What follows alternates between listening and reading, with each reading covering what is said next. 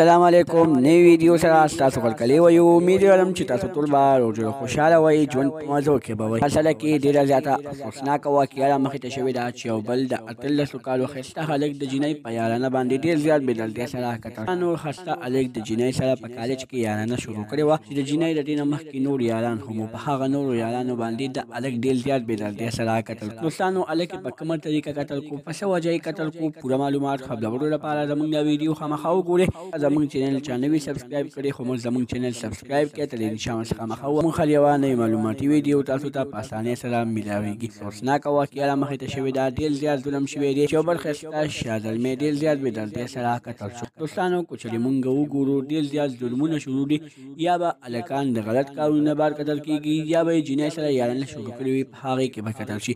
خو دوستانو دا د جینۍ د یارانې کیسه ده چې یو هلک د یوې جینۍ سره په کالج کې یارانه شروع کړې وه، خو د هغه جینۍ د دې نه مخکې کالج کې نور یاران هم وو چې کله د دې هلک نه یې پیسې وخوړلې نو دې هلک چې کله تشپانې شو نو بیا هغه جینۍ د دومره غوسه ورغله چې په هغه نورو یارانو یې دا هلک ډېر زیات بېدلتیا سره قتل کو. خو دوستانو تر اوسه پورې پولیسو نه هغه جینۍ ګرفتاره کړې نه د هغه جینۍ یاران ګرفتار کړي دي.